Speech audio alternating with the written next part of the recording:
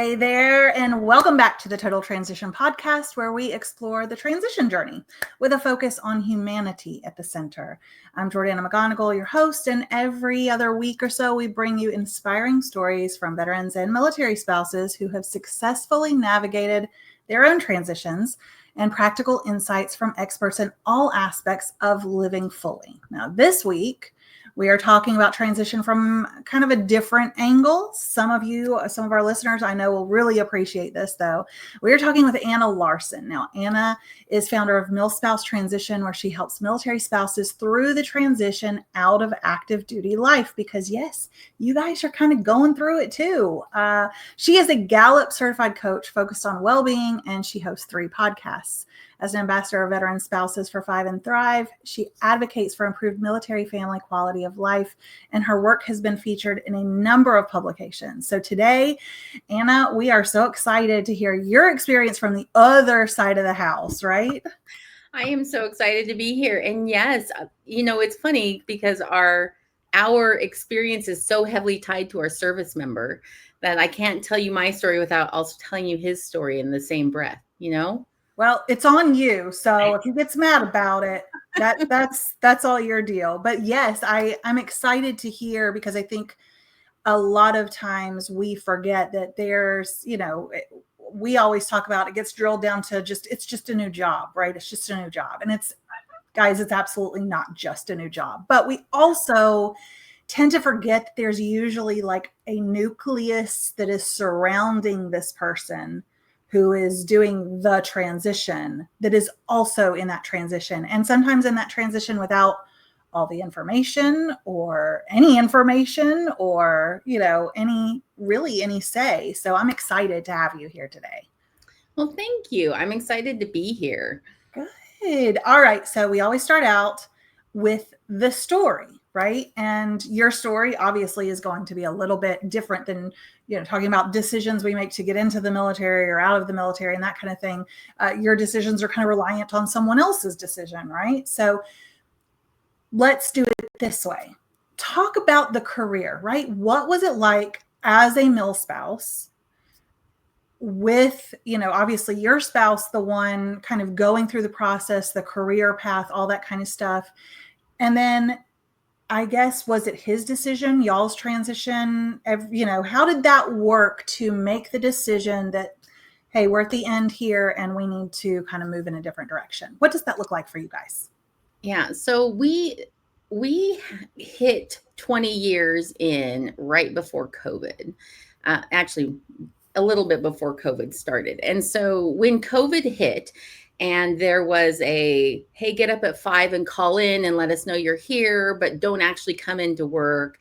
And there was months and months and months of that. That was really what spurred the start of transition. I just remember, we had a plan. Okay. When we moved to Fort Hood, which is where we retired out of, it was there was tears, and that was one of my top 5 places I never wanted to go. And, that kind of emotional thing of, I can't believe I have to move to Texas. And that was kind of my reaction. And then we got here. And of course, you always make the best of it. You find good friends, you find your people, you get involved in your community the best you can. And so, but we had always planned on going to one more duty station. And then that's when we would talk about retirement. Well, it didn't really work out that way. I just remember sitting on this side of the bed, and he sat there for a minute and he said, I don't want to put these boots on anymore. And I just stared at him like, what? That's not the plan. Right? Put the boots on. Put the boots on now. And he just said, I think I'm done. And it was the first time I think he vocalized probably something he'd been thinking about for a while. Right. But the change in his schedule of not going to work every day, but still feeling like he needed to be doing something, because, he's still employed by the DOD at that point. Mm-hmm. And so I think that was really, really hard. That COVID timeframe of not really being able to do the job you've been doing for over 20 years. And so with that, that started the process. I said, are you serious about this? You really don't want to put the boots on? He said, nope, I don't want to do it. And he dropped his packet probably, I don't know, a month later. he dropped his packet, and that was the end. And all of a sudden, everything was a whirlwind of trying to now transition in a year in the middle of COVID. And so that was kind of our transition story. And to say it was a hot mess would be probably not about as accurate as you can get. Right. Oh, so this is kind of like group therapy, guys, on this podcast, but so what is, he comes home, he's dropped the packet. This has kind of come out of nowhere. You're also in the middle, nobody made it out of COVID well, I don't think. You're in the middle of this worldwide thing. What is your response to that? Like mental, physical, emotional? What was it kind of like, okay, here we go. We've kind of planned this just a little earlier. Or were you like full panic? I imagine all the little cartoon things from Inside Out, like hitting all the buttons and everything. That's kind of how I respond. But what was it like for you? So internally, it was definitely inside out full panic happening, right? But externally, I did what I have always done when there's been a major change in the plan, because that happens so frequently in military life. You learn how to kind of just adapt and cope to it as a military spouse, right? So, oh, you're moving to Maryland. Just kidding. You're going to Uganda, Africa. Like those are the kinds of transition situations that happened in our military life where I was like, okay, Maryland, Africa, two very different locations, right? Let's just roll with this. Fine. And that's kind of the stance I took here. I was like, immediately went into, all right, what do we got to get done? Where, what do I need to do for you to make sure this happens? We're going to have to go through all of those tough boxes in the garage and find all your CIF gear. We've got to do this. I'm the one that started that, like, all right, what do we need to do kind of moment, because that's the role I've always played when it's come to a major change for our family. And so this was no different in that area. But what happened that I didn't realize until afterwards was it was all about him. And I totally left myself and by default our children out of the equation of what was currently happening to our family. It became all about making sure he was ready, which is not wrong. Okay, I want to be really clear. Like veterans need as much support as possible in transitioning out of active duty service. Every VSO, every support thing that is available to them, I'm a 100% a fan of that, because they do need that. But what lacked was somebody saying, hey, remember, this is going to be a really big change for you too. And all of a sudden he's going to be home, maybe working, maybe not.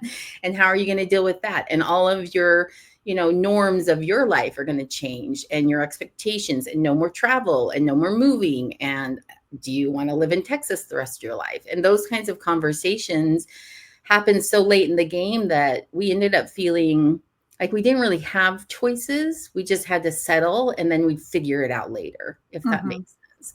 And very responsive. Yes, exactly. Yeah, right. So talk about that with especially with kids, right? Because a lot of these families have kids, whether they're smaller or, older. It's still a big transition that they are also navigating. The spouse is navigating. What does that look like when you don't have the information, when the focus is not only the DoD's focus, but your focus as a family is on this singular person, this singular transition kind of coming along for the ride? What are the things that happen in that if we don't start focusing on them can kind of catch up with us later? Yeah. So, I went through the laundry list of what will my kids need, right? And the big ones are with like every PCS move, you start to think about their friends, the community they're going to be in, the kind of activities they want to be involved in. Are those available where you're going? So for us with transition, one of the first things we sat down and did was, where do we want to live? My husband and I are both from Oregon, and we'd always planned on going back there. Well, in 2021, Oregon was not the best place for veterans to go. And it was very expensive to live in the Portland area. And suddenly our forever we decided on plan wasn't really going to be the best plan, and it wasn't going to work for us like we had always thought it would. And so we had to come up with a new plan. And this is where we brought our kids in, and we said, where do you guys want to live? We've tried we've had 8 different PCS moves and lived in all these different places. Like, what do you guys like? And both of my kids, and maybe it was because of their ages and where they're at, they said, we like it here. We have friends here. We know our community. We're involved in activities we like. And I'm staring at them like, do you not remember mom did not want to move to Texas? But guess what we did? Mm-hmm. We live in Texas now long term. And ultimately, like when you really get down to the tactical decision making that has to be done in transition, Texas was a smart choice as far as like benefits and opportunities for the veteran community. It wasn't, and really that's what it came down to. And it gave our kids something that where they felt safe and stable. And so it was a good move for them in that area. Right. And sometimes as a mom, the best decision for your kids is still the best decision for you, even though you hate it. Yes. Like I will tell you though. Yes, but I'll tell you, we said, I still say it to this day, and we've lived here now a total since 2018 was when we moved here for our last PCS. So 7 years now I've lived here, and I still call it my forever for now home. Right? It's not There's permanent. Plenty of time. Plenty of time. No hate to Texas, by the way. No hate to Texas. Just got back from there. But no, I love it here. Let me be very clear now. But the woman that cried that she had to come here, I love Texas. I love living here. I've met some wonderful people. I camp. I'm outdoorsy. I love the lakes. It's been a fantastic experience. Yes. Well, so don't be afraid to come to Texas. Good. So I want to talk about kind of the shift into what you're doing now, because again, you're the actual transition, what we would actually call the transition. You're focused on, your guy and getting him through, getting all the stuff done. I understand how that mind works of like, no, we got to get all this stuff done. Here's the list. We got to get this done. And then we are, good. So at what point did you look back and go, that was really awful, and I don't want anyone else to ever have to do that, so I'm going to go make something, right? What does that look like for you? Kind of that realization of that was not fun. Yeah. So I call it my library card moment. And this is what happened. My husband went to go pick up his DD-214, right? There was no ceremonies happening at COVID timeframe. So he actually had a full beard and he covered it with a mask. Covered it with a mask and went on into HQ to pick up his DD-214 and his manila envelopes, one for me, one for him, right? And that was retirement day. And it was April 1st. And I joked with him that morning. We were joking about, you're going to get in there and they're going to be like, just kidding. You don't actually get to do it. Go away. But as I watched him drive away, I'm standing in my office and I'm watching him drive away and I'm getting ready to kind of start my work day. And I think my brain was just trying to process what was actually happening in this moment. Like that was the end. And this thought popped into my head and I said to myself, I don't know if I can still use the on-post library. And that was like, I homeschool my kids. So that is a place of safety, comfort for our family. We were there a lot. We would go, I would work, they would read, they would participate in the activities. It was a space that we used quite frequently. And we kind of got out of that rhythm during transition because there were so many other things that had to take its place of being able to just go hang out at the library. But the thought of, I don't know if I can use that space, took that internal panic and made it external. And I broke down. Like I never thought a library card moment. I mean, it was really one of those like crazy moments where I tell it and I laugh about it now, but it was that moment of me saying, I am not ready for this. Like he's ready, but I am not ready for this. And I haven't put the work in for myself to prepare myself for what this actually means right now for our family. And that was the moment where I said, okay, I didn't do what I needed to do for me. He's good to go. I'm not good to go. Now, what do I got to do for myself? But I also felt like, but now it's too late. I mean, as of that day, I became a veteran spouse, which really in DOD terms is a non-entity, right? We no longer factor, and we usually don't qualify for any of the programs that like active duty spouses. There's no playover into that veteran side of things. And so it really was like this severe break of, you don't count anymore. And sorry, it's too late for you to fix that. In that moment of panic, I did get talked down. My best girlfriends all stepped in, and it was, this is going to be great. The Awesome. cheerleaders. These are your Yep. golden years of retirement. We had that whole conversation, and I did call the library, and you can use the on-post library as a veteran family for anyone out there that's wondering. Let me Right. just put that aside. Panic averted. Yeah. Right. But that kind of started a process for me where I said to myself, this should not have been as hard as it was for either of us, but specifically for me in the sense of I forgot to include myself in the conversation of we're transitioning. And we made it so much about what he needed, which again, not a bad thing. That has to happen. But you also have to consider yourself as the spouse and your children that you may or may not have, right? If you have kids involved, also them as also losing their community, also losing their identity, also now needing a new purpose and a new way of doing things, and starting to have those conversations where it's not just about your spouse finding a new job, having a new career, or choosing to stay home now for good, right? That's not what this is totally about. It really is a massive change across all areas of your family's life. And I don't think people realize that until they get into that moment, and then the panic hits.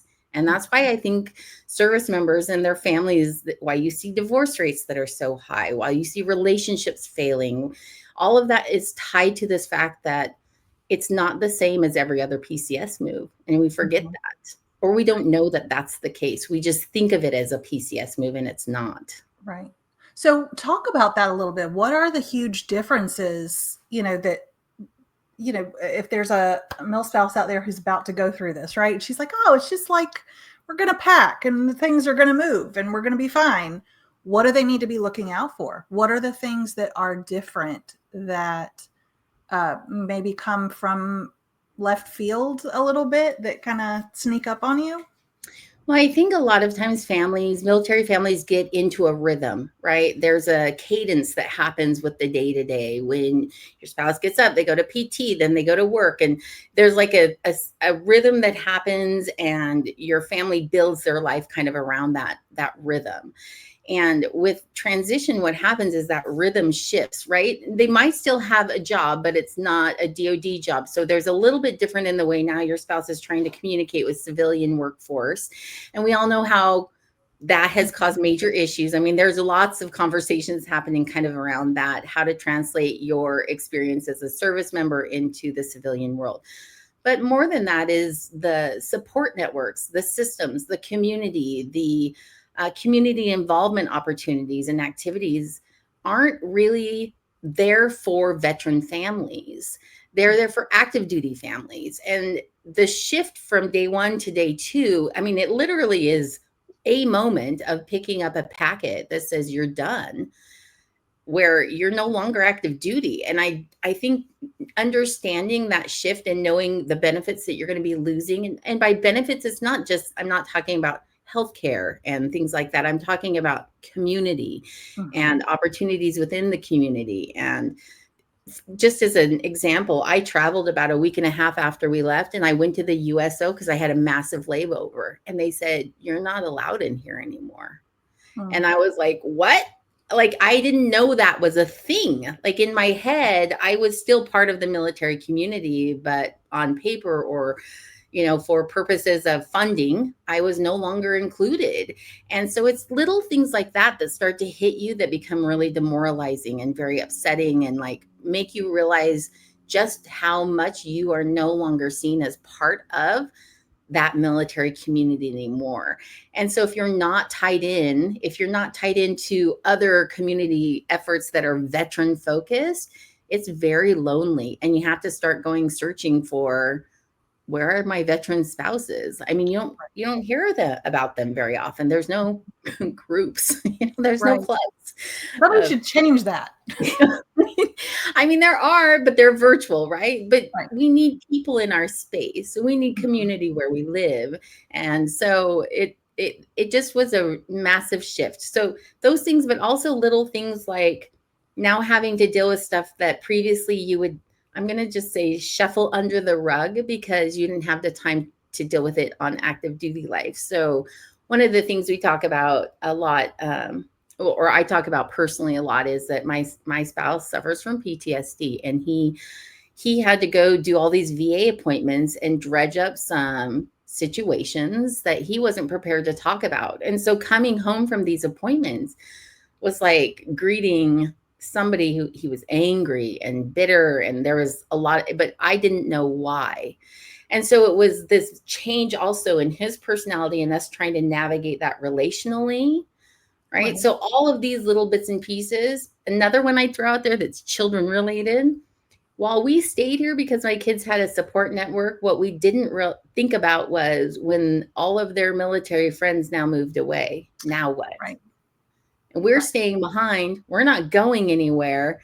And all their friends are now gone. And then dealing with that kind of very tragic and sad feelings of, well, how am I supposed to make new friends?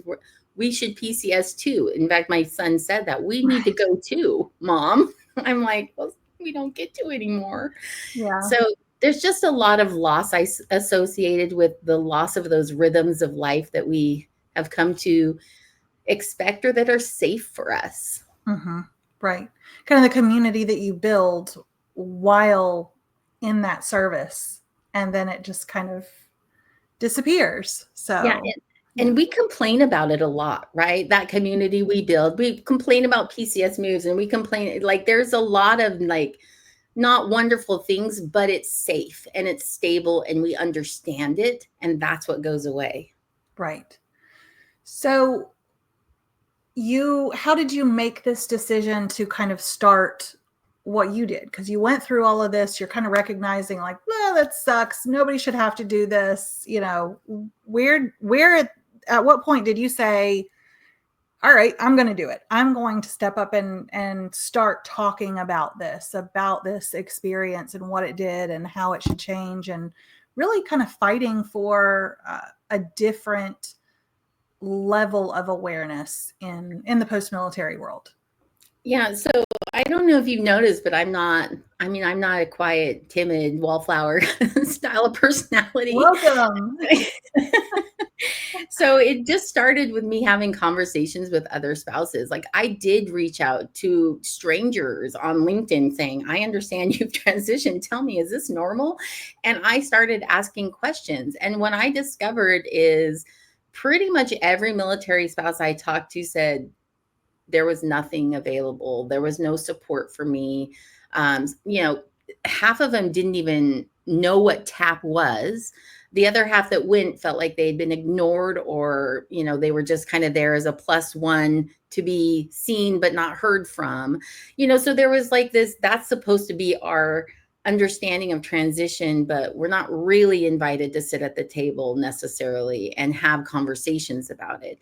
And so just in having these conversations with transitioned military spouses, and then also seeing service members who were transitioning and struggling, and part of that, recognizing that their spouse was also struggling, and me thinking, well, of course, they're not going to do well if their spouse isn't doing well. Like, that team is so important in massive times of massive change.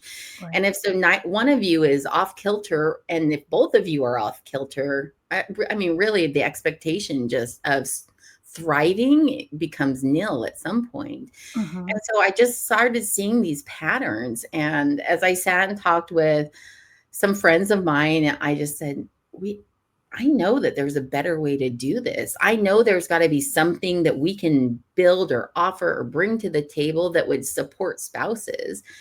And what I realized is there's a lot of organizations out there. I don't want to rebuild anything brand new. Like, I don't want to recreate processes that other people have already spent time doing. But there's not a lot of conversation around, yes, we support spouses too, and then the follow through of actually having something that is tailored to spouses and isn't tailored only to service members, saying, well, take what you can get from this and then move on. And that's right. Kind of what I was seeing in a lot of programs was, this is really for the service member, but you're welcome to sit there and listen and take whatever you can get out of it. And I thought, feel like spouses need their own like transition story as well. They need support services that provide for them as well, because we don't wear the uniform, we don't deploy, but we've lived every deployment from a different perspective, and we live every PCS move and every 24-hour, duty night, and all of those things. We live those things with our service member from a different perspective. And so all of that needs to be taken into consideration when transition happens, that there are other people being affected by the loss of this lifestyle. Right. So it's interesting because you kind of touched on this, which is really important. The military spouse by nature, I think, is going to support this transition process, right? And the eyes really are on the service member. But there's the old adage, you can't pour from an empty cup, right? And so if you aren't deliberate about staying well, staying healthy, staying centered, not panicking every 5 minutes, about everything that's about to happen. Like if you haven't done that work for yourself, no one else is going to be able to do it. Right. So how do, especially with your background with wellness, it's interesting. How do military spouses need to enter this in terms of self-care, just being aware and being like, okay, I'm going to be needed in this capacity and things are definitely going to change. And I don't know necessarily what they look like on the back end, but I need to be the best version of myself possible so that I can help in all these areas. What are the things that they need to be doing? Yeah, that's a really big question, right? Because everyone's going to be just a little bit different in that area, and everyone's going to have levels of capability to pour into themselves. Some people are really, really good at it. They're like, nope, I have my hour of exercise every morning, and then I meditate every night, and I journal twice a week, right? And they're really good about saying, I take time to make sure I'm good. But the majority of us are literally just hanging on day by day, trying to get done our to-do list, work a job, make sure the kids get to their doctor's appointment, like make sure the dog is fed and groomed, all these things that are like day-to-day things. And so we shuffle that self-care off to the side. So I think one of the biggest things is just acknowledging that you are going to struggle is one of the biggest things. I hear so many spouses that are like, we'll figure it, it's going to be fine. We're going to go through it. And then they come back and say, that was so much harder than I expected it to be. I think it's okay to say, this is going to be hard for me. Or if it is hard for me, here's the things that bring me comfort during those times, and just start to think about it in advance. It's the same thing we tell our service members to do, right? Start a year out, start 4 years out, and start having conversations. So I'm a big fan of conversations. One of the things that we have a transition timeline where it's for spouses, and 2 to 4 years out, I have questions that they should be having, conversations they should be having with their service member 2 to 4 years out from transition across 5 areas of well-being, right? And it's everything from financial, and some of them are very practical. Like, what do we think about life insurance? And when do we need to start looking at that? But some of them are like, how do we actually think about money? You're a spender, I'm a saver. What does that look like when you may or may not have a job, right? What does that look like for our family?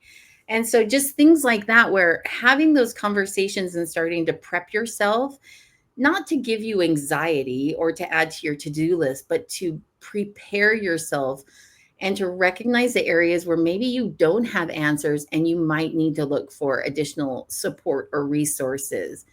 And also to start to divvy up the jobs, right? I mean, one of the things, you're back, take out the trash. Yes. Well, one of the things we did, my spouse, when I've always worked, even when he was active duty, but my career has always been kind of second place to his, right? So when he was retiring, I was like, my turn. Guess what? It's my turn to kind of boost in that area. And so you need the shift in just household duties. And I didn't think in my head it would be so difficult to make that shift, but it's been a struggle. I mean, it's been 4 years, 3.5 years, I guess, for us. And I'm still like, okay, it's just laundry and we do it every week. Right? Anyway, just little things like that where you don't think it's going to be as hard, but it is. And so recognizing that you have to give space for yourself to feel, first to process, have questions, ask those questions, but also to feel the grief and the sadness that's going to come a little bit with some of these major changes, and to recognize it's not abnormal. Like we all feel it, whether we're willing to talk about it or not is another thing, but we're all feeling that grief and loss and sadness at some point. Yeah. So, and I think it's important too. You can put on the resilient face for, you know, kids, the public. Oh, we're doing great. It's going to be fine. But you've got to have somebody to talk about that stuff with. If it's not a spouse, if it's a friend or someone that's just like, this is really hard. Just someone to unload on that you can just get it out every once in a while, right? Yeah. And you know, when you're talking to active duty spouses, they still have this little dream in their head of, no, retirement's going to be so amazing. Yeah. Right? You get to do what you want. It's not. Those golden years do not always look that way, right? I mean, you think, and you can build a really beautiful life. Do not get me wrong. It is not all sadness and tears, right? You can build a really beautiful post-retirement life. It takes time. It's going to be potentially years before you get there. And I think that sometimes we think as soon as they're taking off that uniform, suddenly the birds start singing and we get everything we want. And it is so not. It does not look like that. Well, and I think you use the key word, right? You can build it. Yeah. It's not easy to build things like that. You don't just, it's not like Minecraft and you throw some stuff together and it just appears, right? You can have a nailed it version of your retired life. I don't recommend, but sure, you could. Yeah. So, but yeah, I think that's the important part is recognizing that it is just like working on yourself. It's not easy. It's not a 30-minute meditation session. And you're like, oh, look at me. I understand everything in the world and the answers to all. And no, it's hard work. It's really hard. And having people in your corner that understand as well and can help you, I think is important. So we're going to wrap up. And I've got one more question for you. Before I do that, I'm going to throw LinkedIn up here. Guys, connect with Anna if you like what she's saying. If you don't like what she's saying, connect with her anyway and tell her where you disagree. But I'd love to hear from you, actually. I'll just invite that in. But no, especially, you know, for our military spouses, for those transitioning out, even for those vet spouses, right? You need that community. Definitely connect if you're a transitioning service member and you want to know how to help your person, because yes, you are kind of the center, but you ain't it. So definitely reach out, connect with Anna after this and see what we can all build together. So Anna, before we wrap up, this is a question I ask everybody. One piece of advice. If you were talking to yourself 10 years ago or to another military spouse that's about to go through it, or anyone really, what is the one piece of advice that you would want to leave with them? Oh, I only get one. All right. I would say, I know it's so hard. Centered around this conversation, what I would say is invite yourself to the table. Like, take charge of your own experience. Don't wait for somebody to invite you. Don't wait for them to ask if you are interested. Be interested and take charge of it, because it will go better if you are saying, I want to be part of this process, and inserting yourself at places where maybe you even aren't invited. I'm a big fan of that too, because I think that you deserve to be there. And that's not always the conversation. But as a military spouse, speaking to other military spouses 10 years out, you deserve to be at the table having all the conversations, and your needs deserve to be considered in the decisions that are made for your family's life. So that's probably a piece of advice I would leave. I think that's fantastic. And I can't wait 5 years in the future. And the DOD is scratching their heads going like, where did all these women come from? Where did all these MilSpouses come from? They're just coming out of the woodwork demanding that we talk to them. It's already started and I love it. Like the things that are available now that 15, 18 years ago, I'm like, what? I love this. So anyway, it's already starting. Awesome. Well, guys, that is another wrap for the Total Transition podcast. Can't even say it anymore. But if you liked this, definitely share it with a friend. You can find us on Spotify, YouTube, anywhere you can get a podcast. Definitely reach out, connect with Anna Larson of MilSpouse Transition. Definitely worth a meet and adding to your network. And until next time, thank you guys for joining us, and we'll see you in a few episodes. Thank you.